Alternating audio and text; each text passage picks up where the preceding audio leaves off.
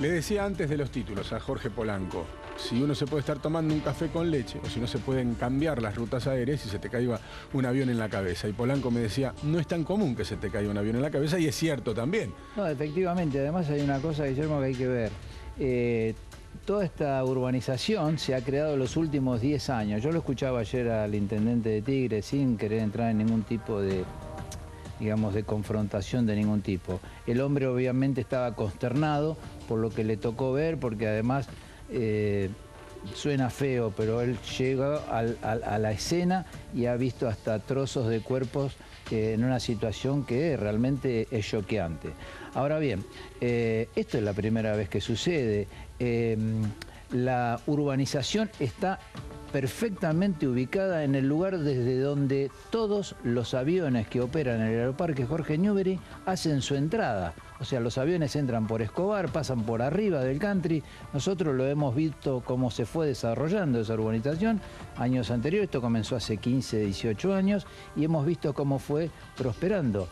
De cualquier manera, la aproximación no tiene por qué ser algo que implique peligro para ellos. En otros países se mantienen horarios de operación y además se cuida mucho más con el tema ambiental y los ruidos, que acá no hubo ningún problema de eso, ni lo hay tampoco. Y nunca nadie se ha quejado. No, es la primera vez, o sea, hace una observación que realmente, digo, es por la situación y el momento, pero en realidad no tiene consistencia el quejarse o pensar que se van a desviar las rutas de aproximación a un aeropuerto como Aeroparque, cuando además ahora, tienen el agua al San lado, Fernando al lado. Además. Estando el agua al lado, ¿no es mejor hacer todo eso sobre el agua?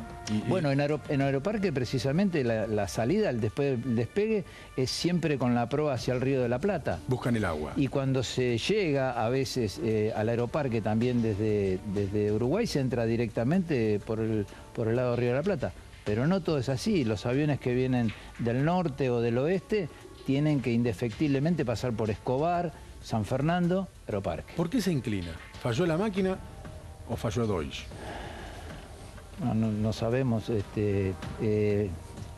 La máquina es un maquinón. La falla yo sé que usted no lo quiere decir. Es un maquinón. No. A ver, el avión ese. Lo voy a repetir. ¿Cuánto vale ese avión? Llevándolo, estamos hablando de un avión de $2,5 millones.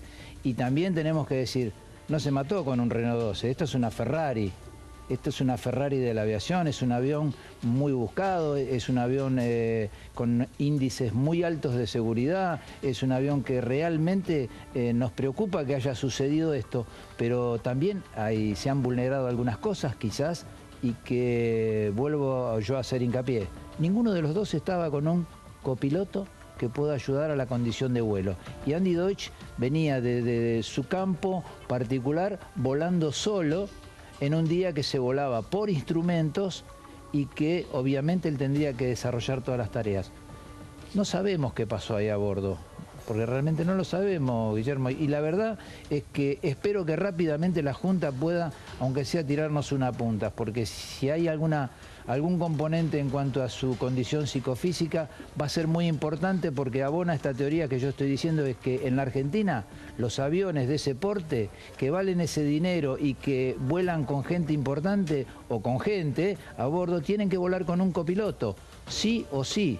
Entonces no me estoy ahorrando nada, estoy generando seguridad futura. En ese caso era su auto, que era casi, su avión que era casi como su auto. Exacto. Pero un hombre de 78 años, ¿tiene que pasar más exámenes para volar? 78 años ya, incluso para manejar te lo renuevan anualmente al registro. Para manejar un auto. No, para hacer transporte de línea aérea, cada 6 meses nosotros debemos pasar por una condición de verificación, donde ahora debo reconocer, la Administración Nacional de Aviación dio pasos muy grandes, muy adelantados en cuanto a medicina aeronáutica. Ha incorporado, por ejemplo, a un centro médico como es la Fundación Favaloro para que nos haga los chequeos a los pilotos. Y eso habla muy claro del nivel al cual se ha accedido. Me los crucé, porque tienen como un gabinete de pilotos nada más. Exacto. Justo me crucé con varios de ustedes, algunos que conozco. Yo hago en la Favaloro. Mi parte médica la hago ahí.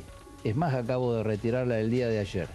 y te puedo asegurar que los exámenes son muy exigentes. Para ustedes, pero para ellos, para los que vuelan aviones privados, para los que vuelan su propio avión. Para él también debería hacerlo, o al menos debería haberlos cumplido. No tengo su legajo personal. Seguramente, entre todas las tareas de investigación que se están haciendo, que hace la Junta de Investigaciones de Aviación Civil, que es un grupo de personas que dependen directamente del Ministro del Interior, de Randazzo dependen, ¿eh?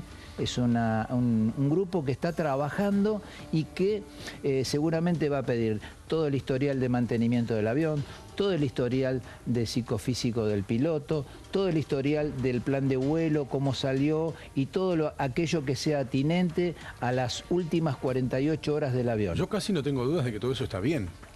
Y que pasó algo, pero muy urgente. No lo sabemos. No lo sabemos, o sea, todo es presunción.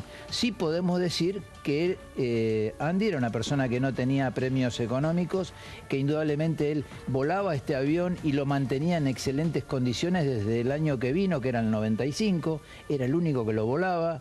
Era su chiche, por así llamarlo, y además hay que entender que ni siquiera podíamos pensar en que, bueno, poco falta, no, combustible no le faltaba, generalmente todo eso está cubierto, ¿eh? Además hay algo que es muy importante. Un incendio de esas proporciones habla a las claras de que había mucho combustible a bordo. Tenía el tanque lleno. Exacto. Y era un vuelito el que iba a ser, de minutos. Sí, un vuelo de 20 a 25 minutos, como mucho, estaba acá en la provincia de Buenos Aires. Ahora, yo no me saco la imagen, que afortunadamente era un mal día, que por ahí la gente decidió irse de la casa, de que no estaban ahí, a esa hora tomándose, insisto, el café con leche, tranquilo, y se te cae un avión en la cabeza, es de película. Pero esta es la primera vez que escuchamos esto. ¿Pero es de película? La verdad. ¿O no? Sí, bueno. Bueno, la primera vez acá, porque siempre de algún lugar del mundo te cae una historia de esta. Sí. Yo lo que digo es, no por esto podemos pensar que esto nos puede suceder a menudo y que además vamos a poner en riesgo la vida de todos los habitantes de la provincia de Buenos Aires o los de la ciudad aledaña. Sin exagerar, ¿no? Claro, bueno, porque de esto hacemos así los argentinos, vamos de una punta a la otra, ¿eh? Y la verdad que hay que entender esto.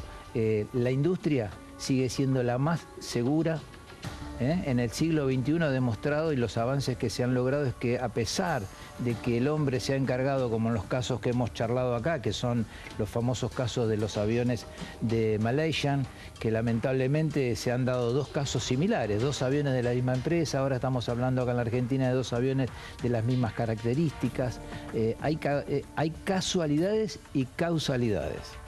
Que hay que atender, me parece. Y hay que prestar atención. En el caso de Malaysian, creo que estos dos accidentes a la compañía le dieron un certificado de función definitivo, están pasando por una situación muy difícil, pero además no ha sido resuelto el primero y el segundo ha sido prácticamente un acto de vandálico, porque mataron a 230 personas en una Ahora se sabe que fue más de un misil, se conoció en estas horas el dato. Ahora te insisto y me quedo con la imagen de la gente que estaba en la laguna, al costado, los que sacaron la foto, sí, los que estaban dentro de sus casas, los vecinos y aquellos que vieron venir un avión de costado, arrasando una palmera a la pasada y chocando directamente una casa que terminó incendiada, porque tampoco hay que olvidarse de eso. La gente no estaba, afortunadamente, pero se quedó sin casa.